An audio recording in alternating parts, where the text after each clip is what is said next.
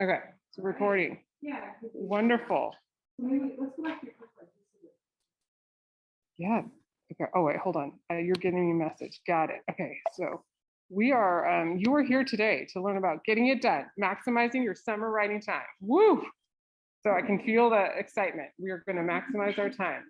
My name is Alison Bright. I am a faculty member over in the university writing program, and I've been collaborating here with GradPathways for, I don't know, years and years and years. So this is one of our most popular workshops because we, and I can share my own experience as a graduate student too. We always think we're going to do so much over the summer and then reality strikes in, right? So if you have questions at any time, of course, feel free just to shout them out, raise your hand, whatever. Folks on Zoom, we will do our best to keep track of all of us. So I think we originally thought of this workshop as an idea of trying to help prepare folks when they're thinking about their summer, right? Because obviously and I think too, I actually feel like this is like the kairos of this moment is very strong because things are opening up. So I don't know what lab or what project you're working on, but now more than ever, we are moving out of this phase that we have been in for the last couple of years. Oh my gosh, I think we didn't do this workshop in 2020 in spring, but I was teaching a GradPathways class and it was like everything was shut down. But the writing was super productive. So now we're back and we have our real responsibilities. You're in the field, you're in the lab, whatever you're doing, you're teaching. We need to make sure we can balance what our opportunities are for the goals that we want to set for ourselves, and also to make real progress towards graduation, towards publication, whatever those are. Okay, so today I am going to talk, and we're going to meet in groups. Our workshop is over at 1:30. I have compiled some of my greatest hits into this. So if we run out of time, you can have the slides, of course. So I'm going to throw everything I've got at you because sometimes, I don't know about you all, the anxiety of summer is also I don't even know what it is, but I know that there's so much that I need to do, right?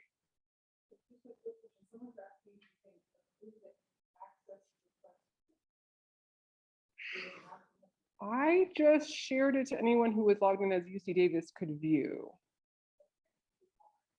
So yeah. So just double check that you're logged into your UC Davis.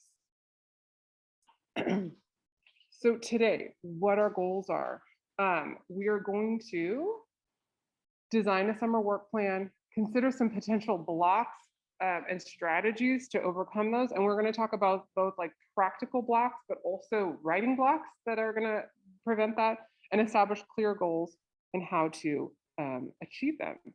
So yeah, you can follow along with the presentation. We're going to complete this handout together, right? Folks with a handout, okay, yeah, you got that. Okay, so this presentation, this came out of these two slides came out of last time I gave this presentation. We wanted to really clarify what this presentation is and what it is not. So it's an opportunity for goal setting and reflection that may help in accomplishing some goals this summer. It's also an introduction into potential blocks that can impede your progress and how to overcome them. And it's a chance to learn about different strategies and resources. It is not, however, I wish it was, it is not a quick fix to any ongoing challenges that you may be experiencing in your academic or professional life, right? So we would love to have the means to address some of those, but we might not have all the tools. I can point you into some great resources here, and that's what our goals are today, trying to figure out what's blocking us and trying to think about how we can address those. Bless you. Okay, so this is the time for us to really stop and think and reflect. Okay, so what do you need to work on this summer? What types of responsibilities have been assigned to you this summer, right? And these are both, you know, I'm a big believer in also thinking about your personal life as well, right? So these are professional, these are also personal responsibilities. And how can you manage what you need to work on this summer with what those responsibilities are, okay? So I actually think that this is when I was gonna take a break. If we could start our pair shared, we're just gonna do a quick, maybe 3 minutes. If you could introduce yourself to a colleague that you do not know, just introduce yourself and articulate what grad group you're in or what department you're in. And then if you could start thinking about what are some of these things you need to work on this summer? What are some responsibilities that you have this summer? And how can you think about managing what you need to do with what some of those responsibilities are? All right, so questions or concerns about that? Actually, let me pull out my phone and I'll set a timer here. And I will do my best here to put some folks in breakout rooms. Okay. Oh, awesome. My tech assistant. All right, so welcome. Just check your name off as you come on in and grab a handout. We're just going to turn to this person sitting next to us, behind us, nearby, particularly if we don't know them. What's your name? What are some of those responsibilities you have this summer? And how are you thinking about how you can manage what you need to work on with some of those other responsibilities? Does that make sense? Okay, so I'm going to set a timer here for about 3 minutes. All right, folks. That was about 3 minutes. I should say I am. Oh yeah, I'm just going to tell these folks. I study education, so I'm a big believer in collaborative conversation and think, pair, share. So we will be doing this a lot. So what I think it helps in this case too, which is to hear like what other folks' responsibilities are, right? So we are going to wait just a few more seconds. It looks like most people have rejoined. What kind of things do you, what kind of responsibilities do you have this summer? And then how can you manage this with what you need to do? So does anyone feel like sharing? What are some things you have responsibilities and then you have things you need to do? How can you manage those? Anyone feels like sharing? Yeah, let's hear it.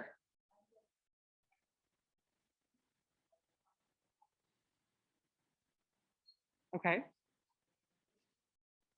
Great. Yes. Yes. I love the overlap there. That's great. And hopefully a really good learning opportunity for both of you. Anyone else have something they need to do with balancing their responsibilities? Yeah. Oh yeah, TAing.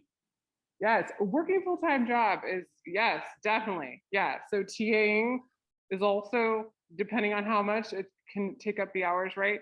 So many of us are in a lab, many of us are TAing, many of us hopefully are doing field work even, that would be great, right? But then we also like have to work and pay bills and do laundry, take care of whomever in our life, right? So we've got to find this way to manage.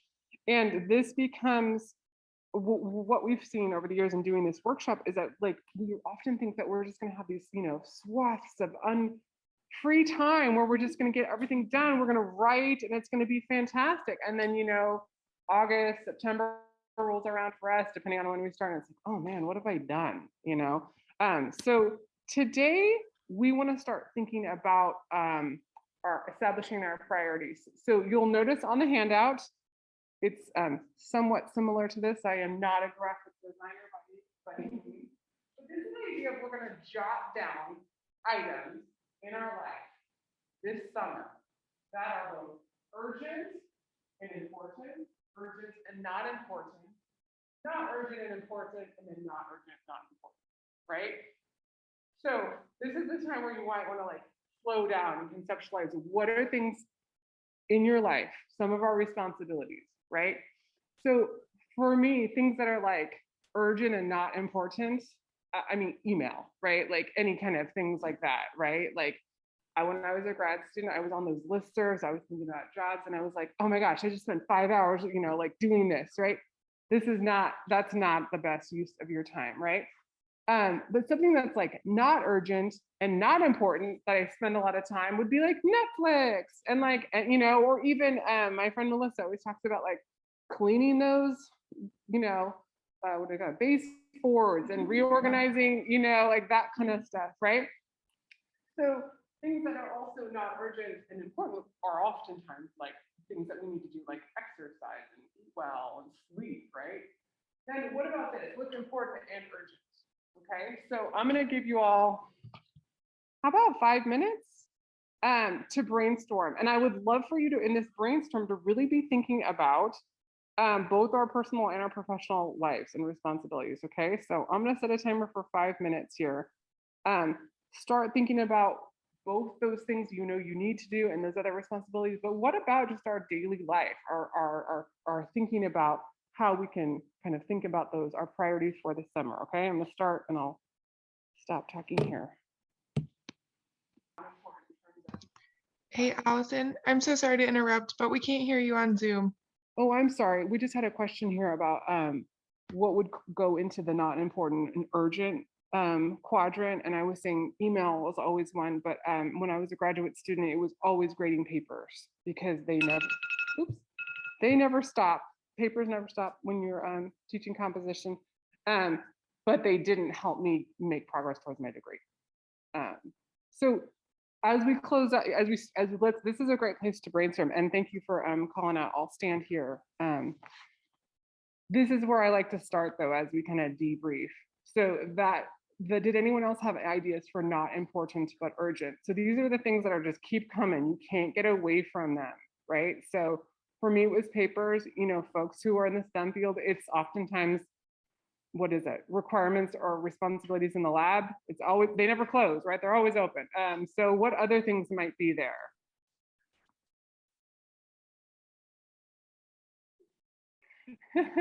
Yes, so dishes are urgent but not important because there's only so few of them. And if you do not have a dishwasher, laundry we could also put there too, right? You know, although yeah, so things that are like, they're right there, you cannot get away from them, you know? Exactly. So that is a very, I think that the one of the most problematic quadrants for me, but also the not urgent and important. As a graduate student, I was very good at putting things up there, right? So I know I need to, you know, keep collecting that data. I know I need to keep publishing. I know I need to keep presenting, but it's so far off, right? Or if you're getting closer to the job market, maybe I know I need to start working on my teaching philosophy, or I know I need to start doing this, right? Whatever those things are. But if they're not pressing in on you every day, they can become very distant, right? So the not urgent, the not important quadrant, many of us are probably really good at recognizing those, right? And so like I said, for me, it was like, you know, whatever, Netflix or something like that. But it's this important and urgent quadrant that we really do want to be thinking about. And it's very important to us in terms of our progress towards our degree, right? So, so this summer, what is going to be important and urgent for you? And this is where we're going to put our emphasis on, right? And thinking about how we can get away from what is important and not urgent from us this summer, right? So how can we stop privileging that? And did anyone just put in writing in any of these quadrants? Yes, good. Okay, so I want you to be thinking about how can you move writing or whatever iteration you put that into the important and urgent area if it didn't already fall there, right? So did anyone put it there? Did we? Couple, yes. See, we're all already together, right? Excellent. We want to do that. But if we didn't put it there, how can we get it to move over there? But what other changes will you need in your priorities this summer to have a productive summer, right? So how can we be thinking about facilitating this, right? So I would love it if you could make an observation to yourself just based on this quadrant. And even maybe we could share with a colleague if we want to. Do we want to share?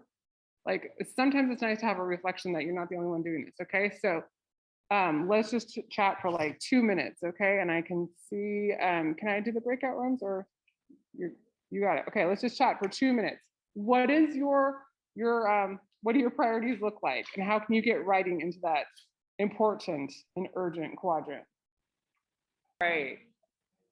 So how are we feeling about our what do we call this here? Our priorities here. How are we feeling about this? Is this helping us visualize something?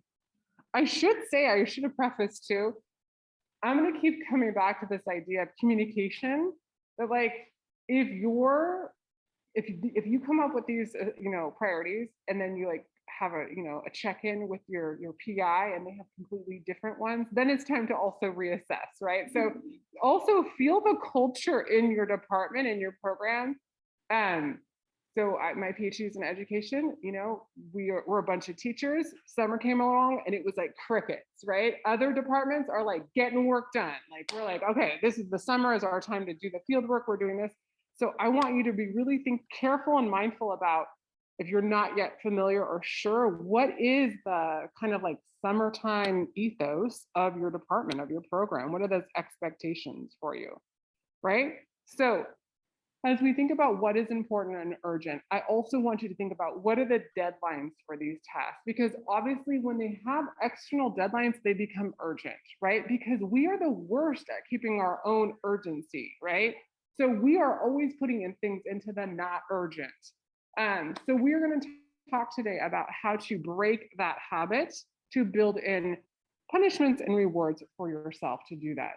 But I do want you to think about what goals have you set for yourself. Now, even right now, I'm going to start encouraging you thinking as specifically as you can.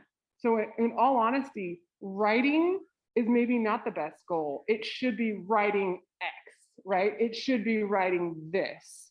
So, and we can talk about that. And I could probably talk about this all day. Sometimes folks are intrinsically motivated by like a page number or a number of words. I've worked closely with grads who've been very productive and gone on to be productive, you know, faculty members who are motivated by minutes, right? So I want you to be thinking about that as we're thinking about goals. The more specific the goal, the more likely you are to attain it. So how can you, I jumped that bullet though. Again, what are the goals other people have for you? And if you don't know, it's time to start asking, right? Because that's going to be the most urgent, I think, is meeting the goals and expectations of folks on your committee, in your lab, wherever. So how can you make realistic goals for your summer that will meet your needs and their needs, right? So today we're going to talk about available resources. And I'm going to just kind of hit it right here that I'm a big proponent. I teach writing. My background is in writing theory, of using models. So what we know too is if you set a goal for yourself, writing a draft of this conference abstract, writing a draft of this article, and you don't know really what that is or what it looks like, you need to have a model, okay? Your best place to get models are other people who are in your like your immediate periphery, right? So your committee members, and we'll talk about this again. I feel like I have another slide on this, but I'm getting ahead of myself. You go in there and you go to their office, you're like, can you show me the most wonderful conference abstract you've read in the last 5 years, right? Or better yet, you go and ask them for the best dissertation or master's or whatever you're working on, right? In the Shields library, we've got all these hard copies of them. You go over and you get that person's name and you check it out, right? And it lives on your workspace all summer. Or you communicate with other grads.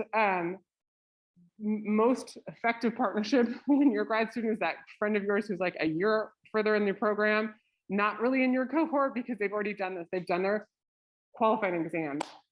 Yours are a little bit different. I graduated from Santa Barbara, but I know that you have, right? You have different exams at different times. And so if someone feels comfortable sharing those, it's not going to be plagiarism because you're just looking at the genre. You're not looking at the content. Your study is obviously very different. Also in the summer, we've been able to have graduate writing fellows here. Teresa can confirm if they're going to be around this summer. They are, right? So it makes no sense to be doing this alone. Okay, so and I'm also gonna push later in this presentation about joining a writing group too. So that is a built-in audience for you, but we're gonna talk about this. So we really wanna be mindful of what our short and long-term goals this summer, because your graduation date or your date of completion is gonna be different, right? So we wanna work back from that and thinking about what those goals are. So in order to do this, let's think about what are our resources that we have within, and then what do we need to get some of these goals. So you have some goals here. Now let's talk about our inventory and haves and needs. And I'd like you to, that's a section in the handout, right? So what do you have a need around different goals you might, notice my use of italics there, work on this summer? So you just put in some things in the important and urgent. So maybe those might be the items there on the far left column, right? So what do you have that's going to help you get those done? So hopefully you have like deadlines. Maybe you have samples. I hope you do, and some general ideas. But maybe what you need is maybe you need to complete a draft. Maybe you need to seek out feedback. Maybe you need to have a revision by, that X means like X date, right? So whatever date it is. Maybe you need to submit something by this date. Maybe you also want to revise a seminar paper. These are just some sample goals I'm putting in. Well, maybe you also have guidelines, deadlines, and notes on it. But then maybe you need time and research to fully complete that. Maybe I hope you're going to complete a chapter of your dissertation this summer or your master's thesis. So maybe you have like an early draft in composition theory. We call this the shitty first draft, right? So maybe you have something that is not out there to share, but maybe you could get it up to cuff where you want to share it with someone and get some feedback, right? So I'd like you to think right now. I'm actually going to set another timer here. I'm a big fan of keeping myself honest on timers for about 5 minutes. So what do you know you'd like to accomplish? And then what do you have to help you accomplish that? But what do you need? And so again, I've just given some examples, but I'd like you to take a few moments here to really think about what you have and what you need. I do want to just draw your attention to this idea that sometimes our needs then can become goals, right? They can become secondary goals, or at least they can become, I don't know if you all believe in a good old fashioned checklist, right? They can become things to do. They become urgent and important because there's something that we can actually accomplish. So let's hear for some folks. What are you doing this summer, and what do you have to do that, and what do you need to do that?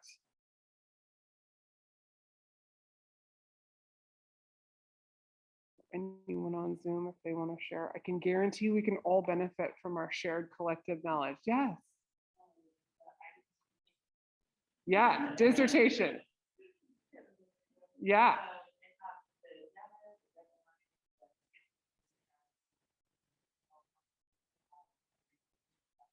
Yeah.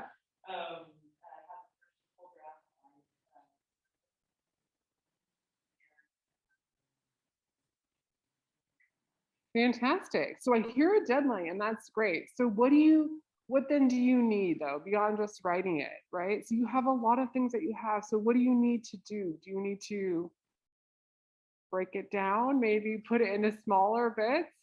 Yeah. Yeah, the box is pretty tiny. Yeah. So but you might need feedback. So like if you've got so much, I mean, it doesn't feel like it, but you do have a lot of time, right? So I love that idea of like looking far out when the submission deadline is, and then it's like, and how to build that in, right? So someone else, thank you for sharing.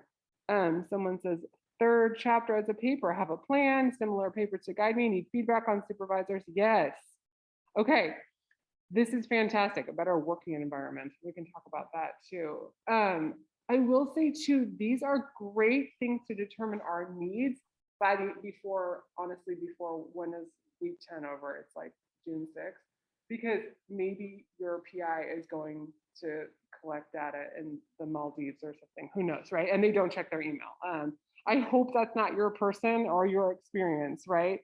But the better these are established before summer starts. So when is summer session 1, if anyone's teaching summer? I think it's like June 13, maybe around that time frame.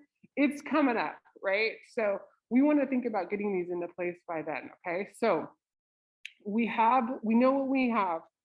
We might want to be thinking about what we need. So let's move on to one more thing, and this is kind of similar, but this is, I feel like, more personal. And I got this from my colleague Kelly Crespi, who's so smart. When we did the haves and the needs, she's like, actually, this reminds me of a personal inventory. So the inventory of cans and shouldn'ts, right? So these are more about you and your persona and your psyche, right? But what are your strengths in getting writing done, and what do you criticize yourself for not doing, your shouldn'ts, right? So this is great, and add more if there's not enough spaces for your cans, right? So for example, I can write in concentrated chunks of time, but I shouldn't let myself get easily distracted, right? I can be creative, inventive in the way I'm interpreting my data, but I shouldn't, this is a bad sentence, not allocate myself enough time for writing, right? I shouldn't just think, I'm gonna get it done in between grading papers. I'm gonna get it done in that 20 minutes, right? But I'm really good at identifying useful resources, and so I shouldn't be writing in isolation, right? Again, those are just some things that I came up with. I'd like you to think about what you can do, right? And maybe I should add on there too, like I can make a good checklist. But I shouldn't let myself become overwhelmed by the enormity of my project or my number of tasks, right? So think about that too. I feel like I wrote this before pandemic. I shouldn't stay inside all day too. I should always be outside taking a walk, right? Let's take a few more minutes to do that. I'm gonna say 4 minutes to do that.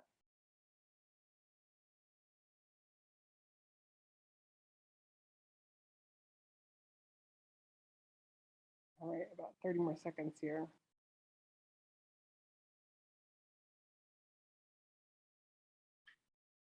Are we finding things that we can do? I feel like this is harder. I'm way better at filling out the stuff I shouldn't do. What kinds of things can you all do in terms of getting your writing done? What kinds of things can you do? Yeah.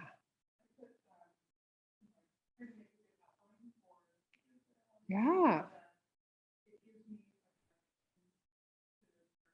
Yeah. So we can make outlines. Fantastic. What else can you do that might be helpful in writing? Yeah.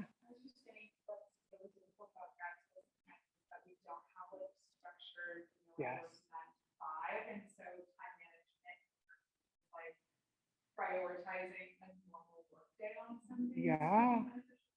Yeah. So scheduling writing time, whether it's yes. 2 hours or a full day, or multiple days of the week or summer, and I think more of a job yep. than a priority.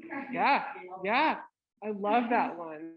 So I can schedule my time wisely, right? Or I love that. The other thing that I might suggest or encourage that you can all set deadlines, right? And if you have a hard time enforcing your own personally established deadlines, which I know is hard, you can reach out to someone to hold them accountable. So that could be just even a colleague in your cohort, that could be a friend or a partner, but that also could be someone on your committee. Like we're gonna meet every 2 weeks, right? Even now, if it's just on Zoom, right? So I want you to be thinking about that as a potential one, right? So some of the shouldn'ts that we shouldn't do, easily distracted. I feel like maybe I'm going to speak for the crowd. Most of us struggle with this, not just me. But yeah, so like staying focused on the task at hand, right?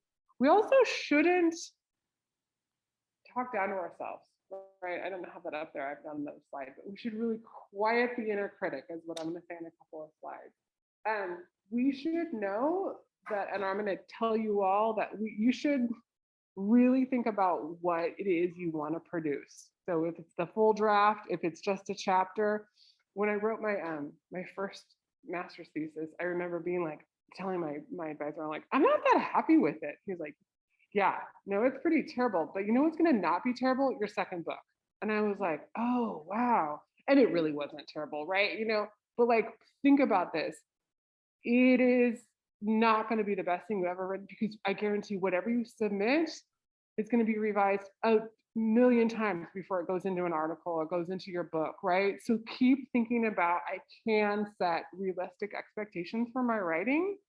And again, I come from a school of thought is that we start with a very, very rough first drafts, right? And Anne Lamont, she calls them shitty first drafts. And if you haven't read that book, Bird by Bird, you should, because it's one that will really kind of maybe get you in the right mindset for that, okay? So you shouldn't, there's a lot of stuff we shouldn't, right? But we want to keep going. We want to build on these inventories, right? So you've done a couple of inventories now, 3 different ones. Thinking about your priorities, thinking about what you have and what you need. You've thought now about what you can and what you shouldn't do. So let's think about how to add to those, to really think about how to maximize our productivity this summer. So what skills or resources or strategies will you need, right? So these are just some suggestions, like what will you need to revise a paper for publication, if that's what you're thinking about, right? Or maybe revise a seminar paper for a presentation, complete the next task towards your degree completion. So if that's a draft, if that's a chapter or whatever, right? What else are folks working on? If you're collecting data, maybe is anyone in that stage too? So you want to be thinking about how can I transfer what I just wrote about into these concrete actual things that are in my urgent and important category, right? So just some thoughts. I want to break these down as examples, the seminar paper for publication or for presentation, as so we can break it down in things of what you might want to do. And again, this goes back to that kind of like that not important, excuse me, important but not urgent quadrant that is like the amorphous task of being a grad student, which I can share with you now, being on the other side for a long time. Like graduate school is like physically exhausting, right? You're walking around just be like, I should be doing this, I should be doing this, I should be cleaning my PI's pool, I should be, you know, like whatever, right? Like, so like, what are some of those things that we can name them and like make it lighter? So here's one way of doing this, right? So it's specificity. Decide on the project, right? So instead of just thinking like, I should publish more, decide on the project, right? So if you're starting out, if you're like relatively new in your degree or moving towards progress, speak to people, your professors, your PI, folks on your committee. Think about which project might be worth revising for publication. This is a great way to start publishing if you're not already like publishing with other folks. If you're in the humanities, we don't have the same kind of publishing opportunities as folks in STEM, right? So you might reach out, like, was there a seminar paper that was just great? I had a friend, she graduated with so many publications because she would do this every summer. She would go throughout the year, hit up the person and say, what do you think I should turn into a publication? And so she graduated well ahead of other folks. And find your audience for that publication, right? So do your research or which journal or venue would be a good fit for your project. You might consider writing an inquiry letter and determine the interest of your project. And what can be really helpful with this is really thinking about not just the top tier journal in your field, right? So like, what are those kind of like second tier that still look really nice, but maybe you haven't thought about? Like, I'm a big believer in like regional journals or kind of like more practice-based one, because oftentimes those get to a pretty wide audience, but they're not going to be kind of like the high level of rejection, right? Which, I mean, you should try for those too, but we are trying to actually get the things published, right? So when you do that, then you really want to think about the audience's needs. Who are these people? What do I need to give them? And what are some of those guidelines that you might see in their style sheets, right? So then how could you use the summer to revise with those needs in mind, right? So you wouldn't just like push out a project without having revised for the specific audience. So be realistic and specific. How could you, strategic, how far can you take this summer, right? So this is great, actually, if you have a chapter of your dissertation and you're feeling like, particularly if it's like a data chapter or, you know, you've got some results, maybe I could publish this. You can always do this after you graduate too, but this is a great thing about small steps. Could I turn this one bit of the project into something? And of course, that's going to look nice when you go on the market too, right? If you decide to do that. Another way of doing this would be to start thinking about, I love summer personally as thinking about my conference schedule for the next year. If you think about it, my whole life has always been in terms of like, you know, fall is like the new year, right? So we are in an academic calendar. So like, I'm thinking ahead, what do I want to do next year in terms of my conference travel, right? So decide on a project, first of all. And again, same thing. You should be talking to people. Anything you think that I'm doing that's worth, you know, that I could get a presentation out of this, right? And then find that audience. I'm also going to make a pitch for like a wide variety of conferences. Yes, going to the big one is great. It's going to be, you know, it always looks nice to go there. But what about that smaller conference or that regional conference where you actually like maybe end up sitting with someone that's amazing and having a conversation in the elevator that helps you when you're on the job market, right?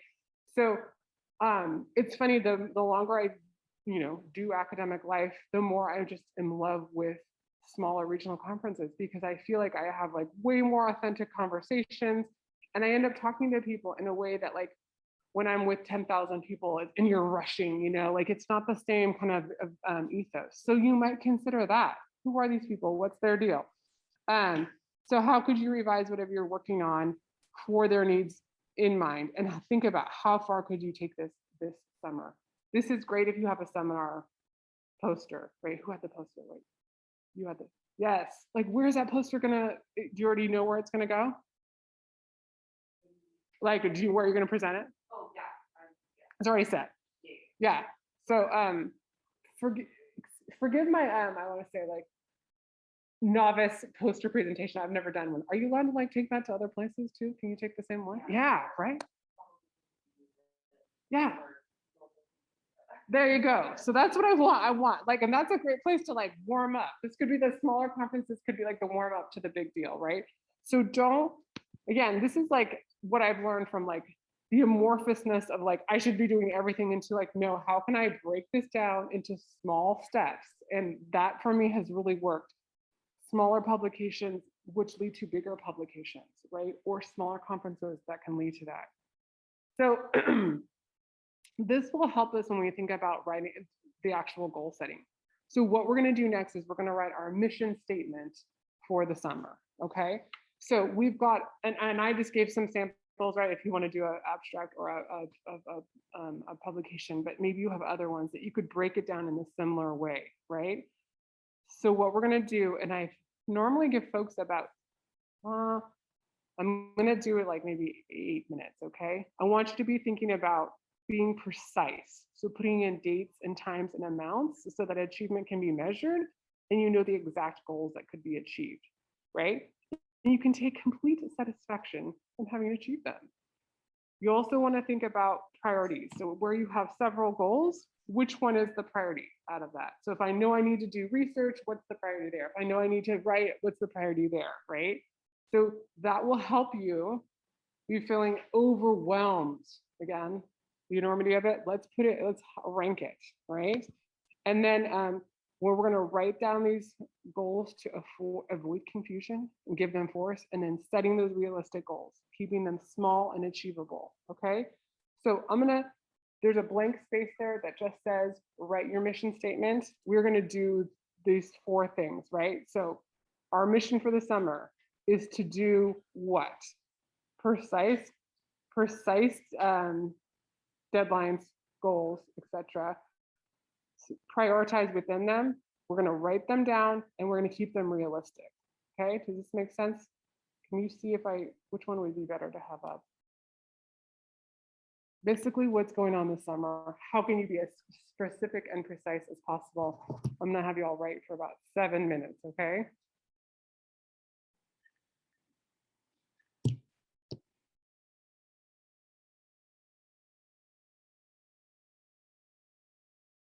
All right. I'm not going to ask you to share this one because this one feels kind of personal sometimes, right? Like, what is we're actually going to do? Does anyone just want to share their thoughts about what that felt like? What does it feel like to actually write a mission statement for yourself? Of course, I was going to say, you don't have to write it in pen. We could always re-erase. We could always erase and rewrite and reschedule this, right? But was anyone able to write something? Looks like you all, the folks here in real life and in life, were able to do something. Yeah, how did it feel? Good, yeah, let's hear. Yeah, I love that. Yes, right?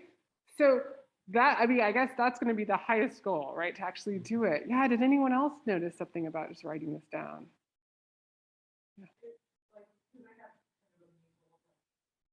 Yeah. Yeah.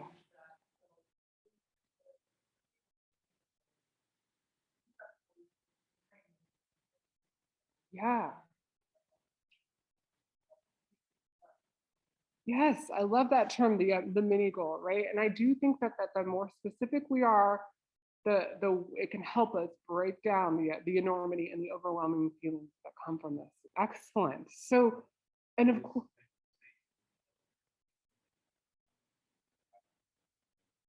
Yeah.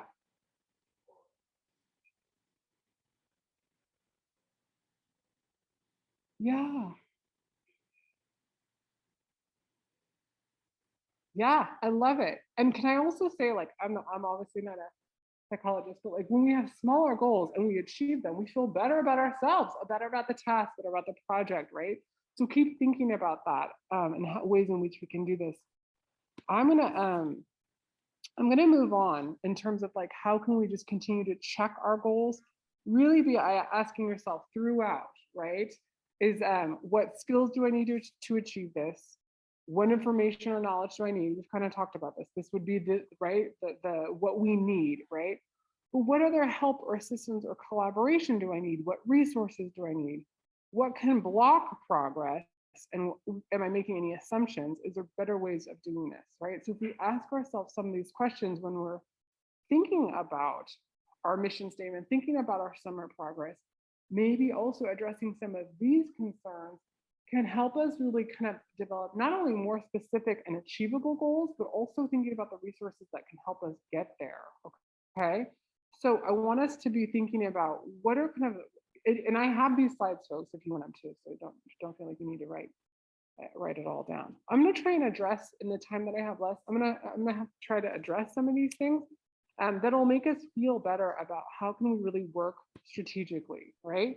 So we are going to come to this at the very end, but I'm gonna lay out some goals here, and then we're gonna think about what could potentially be blocking us, and then we're gonna come back to it. Okay, so in the interest of time, we're gonna fill this out at the end. But here's what you could potentially do. You've written down your mission statement, then make it look like an actual schedule, right? For lack of a better word, right? So you have your goals, that they're clearly defined. Then you've also, there's a schedule, excuse me, there is a column here for strategies, prior preparation, and start date, right? So for example, you might say, I'm gonna write 9 to 11, Monday through Thursday, but how do I do this? Turn off the internet, don't edit or proofread any writing until after, like write without editing and proofreading all week. So what do I have to do before? Clear that desk, because that could be a distraction, and don't answer emails during the writing time, do it before, right? And here's when I'm gonna start. Or maybe I'm gonna meet with my writing group every 2 weeks, and here's what I should do before, right? Excuse me, here's my strategies for doing that. What should I work before? And then when do I want that to get started? Excuse me. So let's think about how we could actually do this. We had a former graduate writing fellow who told me one time when I was doing this talk that I need to approach my goals more mindfully, right? So, excuse me, I don't know about y'all, this wind is not agreeing with me. So thinking about those goals mindfully, so creating healthy and productive practices and being mindful of self-care. So maybe even that important and urgent becomes self-care, that I can actually get those goals done. I'm gonna echo myself. I'm gonna repeat myself, using resources, both on-campus resources and off-campus resources, to help you get this work done. None of us should be working in isolation. Even if we're working from home, we need to be thinking about that. That's not what real academics do, or real people in industry, right? Folks don't work in a vacuum. So how can you model that or set that up? You want to create routines that will lead to habits, and that will make you more effective over the summer, right? You should definitely build in rewards and punishments into your practice. And I don't mean like intense punishments. I mean like, you don't turn on the internet, right? Or you don't, we had a graduate writing fellow who also was very, very productive over the summers, would always talk about like, I just make myself the nicest cup of coffee and I don't let myself take a sip until I've written a page, right? Like even those tiny little things, right? So build those into your practices, they become habits, and then you become more effective. I had Teresa, I had a student in 298 one time who got up every day at 4:30 and wrote without talking till 6:30. So by the time her partner woke up, she was like, I have nothing to say about this project. Let's go, eat or something like that, right? So whatever, that would never work for me. But thinking about ways to build those in. I don't think we talk enough about this in graduate school. That's just my experience. And that we can't we have to take care of ourselves if we're going to get these projects done, right? So for us, that could include sleep or diet or exercise, right? That will help your writing process, I can guarantee, right? Because there are mental health services here available at UC Davis for our graduate students.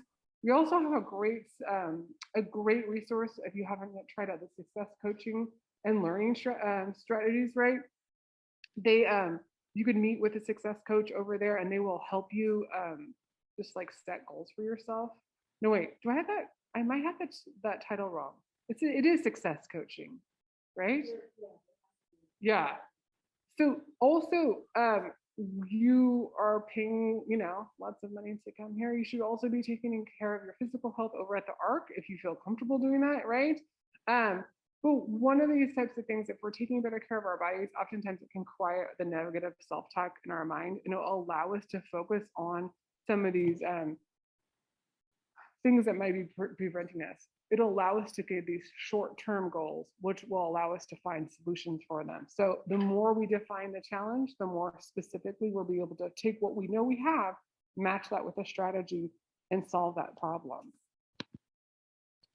So here's where I'm going to shift gears a little bit, is that we hear from graduate students often in these presentations that it's like, I just can't write because I'm blocked, right? So I'm going to talk about how to avoid them this summer.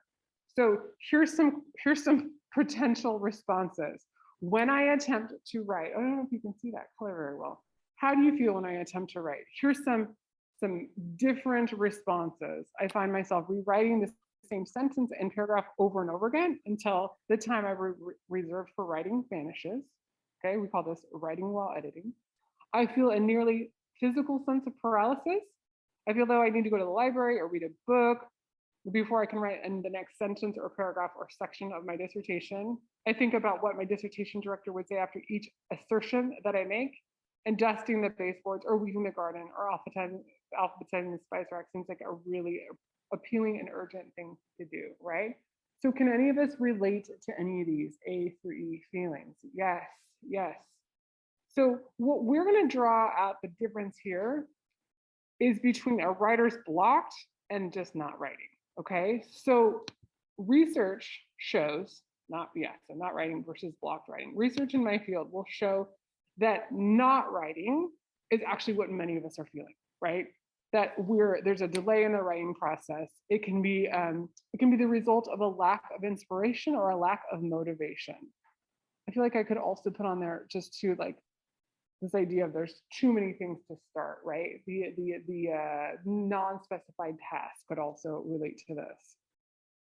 Writing blocks are less frequent, but they do happen.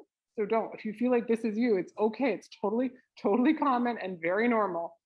But this is when the writer feels a sense of paralysis when faced with a blank page or screen, a sense that you can't move beyond a certain stage in the writing process, and a sense that you can't write until the next sentence or paragraph or chapter. You can't get that done until you read more or you want to work out in advance what you want to say. So these are real things, right? But they're different than just not writing. So we're going to talk about what these we're going to talk about. There's some myths about writing blocks. One of the myths is that only bad writers get blocked, and that's a total myth. All of us can get blocked. It's very, very common. This idea that I should be writing perfectly is something we need to move away from too. This idea that only expert writers are perfect all the time. They don't need to revise. That is definitely not true. There's also, unfortunately, a myth that once you're stuck, which is also not true. We can get out of this.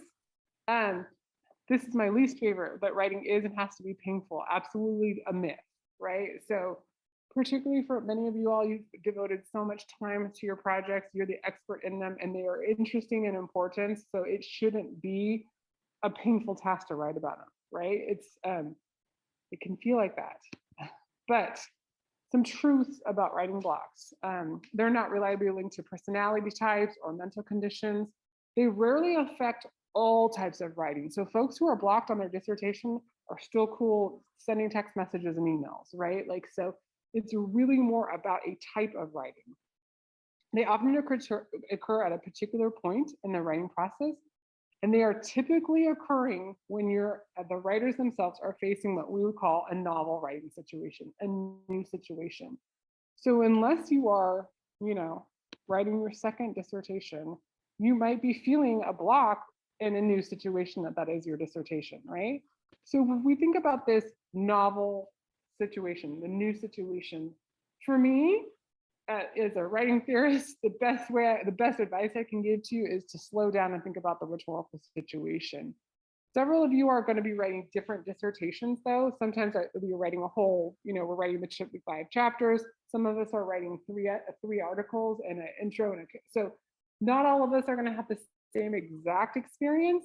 So in that case, we really need to think about who's the audience, who's actually going to read this, what's the purpose, what's the context surrounding your task, what's the voice that you want to use, and what is the genre itself. So if you're writing, one sustained document versus those shorter documents, right? So be curious about what these are, and those will help us overcome some blocks. So for example, your audience could be your committee or your dissertation director, or maybe even other scholars in the discipline.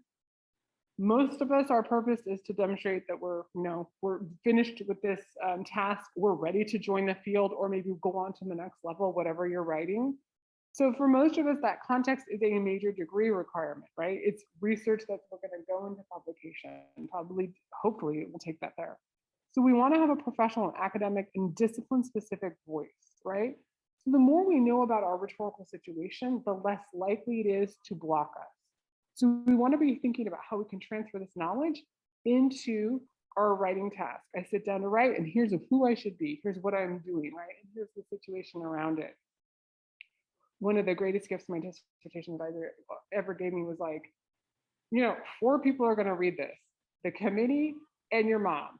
Your husband's not going to read it. No one else is going to read it, right? Because again, this idea of you read whatever I've published out of my dissertation, I obviously revised, right? And I found a new audience for it. I took those chapters and found different publications. So when we think about this, many of us, though, this last question, what is the genre of the dissertation? And as I mentioned, it could be different from you, so I'm going to kind of overgeneralize. But the way to get around this block, to address this block, I'm sitting down and I don't know what to write. Go, as I mentioned earlier, go read some dissertations in your field, right? Ask folks who are in your grad group or in your department, can I read yours? Ask your PI, what is the best one you've read in the last 10 years? Can I get that person's name? Go to the library and check it out, right? So the more familiar you are with the genre, the less likely it's going to block you. And this is the same for posters, abstracts, right? Whatever it is, just become more confident in the genre. And I'm not going to overgeneralize all my colleagues here. Oftentimes we see faculty members saying, here's a paper that I like by this expert in the field, write like that. However, I hope that's not your experience. I hope folks on Zoom, that's not your experience. That is an unrealistic goal, right? We can't expect novice scholars to write exactly like expert scholars. So that's why I really encourage this approach too, because it is always going to be novice scholars in the field, because this is the completion to degree, right? Any questions about that? So find out about the genre. Another common block that we see a lot in graduate students is this idea that it needs to be perfect. I need one draft, I got to get it out, and it's going to be perfect and great. So if perfectionism is blocking you, you're imposing these impossibly high standards on yourself and trying to make the first draft or the final draft, or you're this idea that you're thinking that something has to be very rigid, right? That I need to, for example, the advice I've received: planning and subverts spontaneity. The best writing is inspired. Again, we see this a lot in humanities. Like, just wait for the muse to come out of you. This is not real writing, right? Or this idea of polishing each paragraph before moving on to the next. This advice or this approach will block you. We have that on that. So the block is this idea of perfectionism or not understanding the writing process, okay? Many of us understand the writing process. You're pre-writing, you're composing, you're revising, and you're editing and proofreading. I hope this is old hat, right? However, we forget this when we're in it, right? And like, if you've ever been a TA and you've been grading papers, you're teaching this to your students, but we are the worst students to our own instruction, I should say. A lot of us forget this element too. This idea is that they're releasing as part of it. So you can write really crappy drafts and no one ever has to see them, right? You get to determine when to release that, right? So instead of thinking that it needs to be perfect before I give it to someone, keep it for yourself, read it out loud, join a writing group. I'm going to push that in a second, but it's okay to have that. This is when you need to quiet the inner critic temporarily. You need to start thinking about how to break away from some of that advice, right? The idea of criticizing and correcting as you're right. If this is going on and you're right, how can you be creative and insightful about your topic, right? It also perhaps is unrealistic to this idea that there's going to be no revision, right? So even building in how much revision I want to have. You need to it'll allow you to separate the creator from the critic, because the creator is going to take risk and be creative, while the critic is just going to totally be negative and focusing on the draft itself rather than the content, right? This is what we should do this later, at the revision stage, not at the drafting stage, because critiquing it and creating critiquing simultaneously is literally the recipe for writer's block. And this is what we find, research in my field shows, this is what the most common one is, right? This idea that like it has to be perfect as soon as it comes out. So we need to think about a way to overcome this would be to re-envision how you're approaching the writing process. It helps to think about things about a spiral writing process that is recursive. So pre-writing does not end when composing begins, and composing does not end when revision ends. So even though we know what that writing process could look like, we want to think about it less as a static step, a linear line, and instead recursive, where you are looping through a process, because you can't avoid loops in the writing process. And writers who would try to avoid those macro loops of revising and rethinking, they will become really engaged in a micro loop of editing, right? So it's great that you have one great sentence, but if your argument doesn't hold up, that won't get published, right? Or we won't get to take it to the next point. So it's thinking about prioritizing the idea, working about some of those grammar. I mean, I would be so nerve-wracking right now if I opened up my dissertation, because I'm guarantee you there's going to be typos in there, right? Even if I ran spell check. But do I think it was still pretty good? Yeah, I do. Like I still believe in the content, right? So one strategy, so some strategies for this, letting go of this idea that it's going to be a perfect draft. Turn off that inner critic. Be okay with the recursive nature of writing, and acknowledge that you don't have to release it until you want to, right? Don't forget that you are in charge of this document. We kind of already have addressed this idea of the feeling overwhelmed by the enormity of the topic. But one way of doing this is what we've been talking about since, oh, we're almost running out of time here. Break it down into manageable tasks, right? And plan when you work on those. So don't wait for inspiration. It won't come. This is just a cool study from this great book, if you haven't read this one, How to Write a Lot.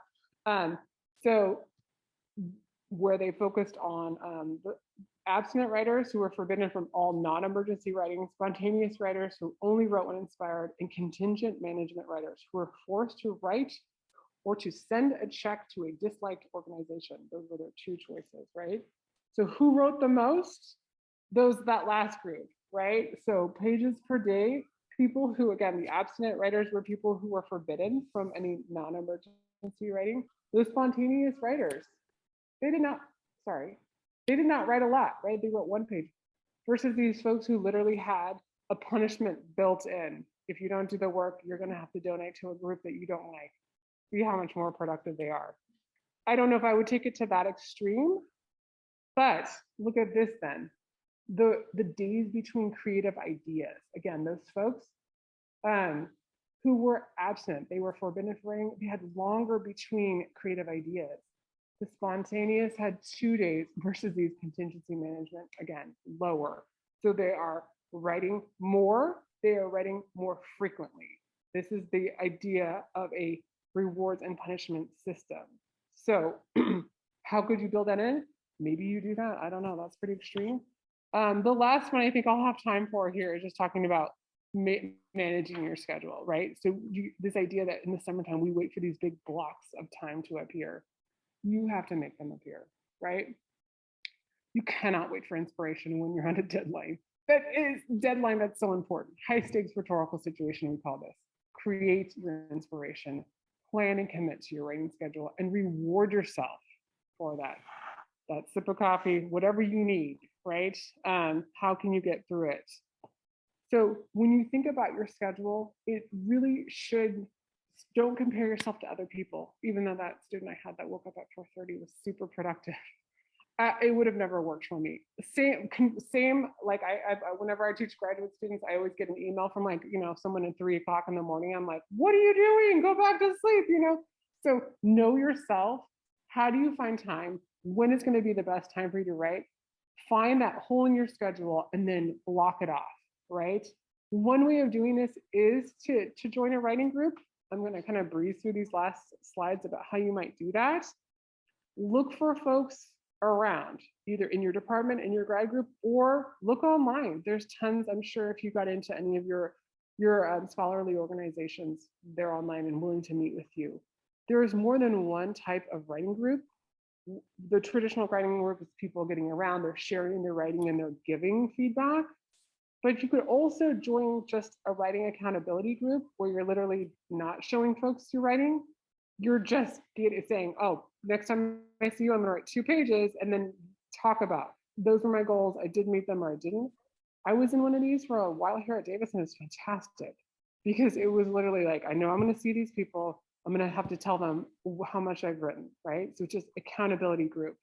Another way of doing this that I've seen graduate students do where they had a shared like Google sheet and they put in the number of minutes that they were writing, and they were so, just having the audience to share that and the accountability, hugely effective. I have so much time they spend.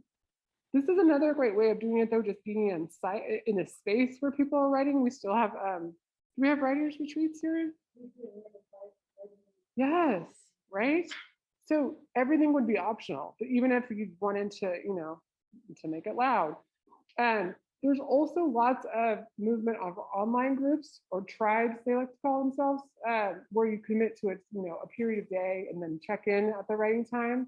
So you could also collaborate with folks like, who wants to do like a work push? We're just gonna write for 3 hours and then we're gonna check in afterwards. So this idea is you don't always need to make yourself vulnerable to share your writing, right? You could just commit to this. These are less frequent coaches and nags or boot camps. Boot camps would be great if you had the opportunity to go to. Coaches and nags, like quite literally people to call and nag you. Maybe you could recruit someone in your family to do that. So in the last 1 minute of our talker, you could potentially think about how you could fill this out for summer, right? Or you can take this with you and work on. I feel like I've over planned today, but do just keep in mind those hierarchy of your goals, right? Think about the resources that you need to get them done and create that writing and productive community, right? If you have any questions or concerns, feel free to send me an email. I'm gonna give Teresa my slides. Maybe it was just enough time, but I do want you to fill out that schedule, hold yourself accountable to it. Yeah, thanks for coming, folks, on Zoom. And if you have any questions, just let me know. And it was nice to see you all today. Funny enough, my computer's about to die.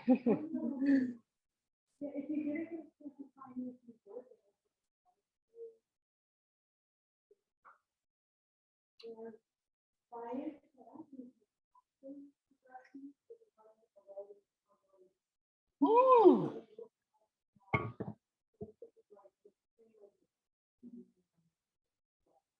That's fantastic. I think those are actually the best because then you're not worried about it being correct, you know? Thank you. I feel like I might have overplanned, but better to over than under.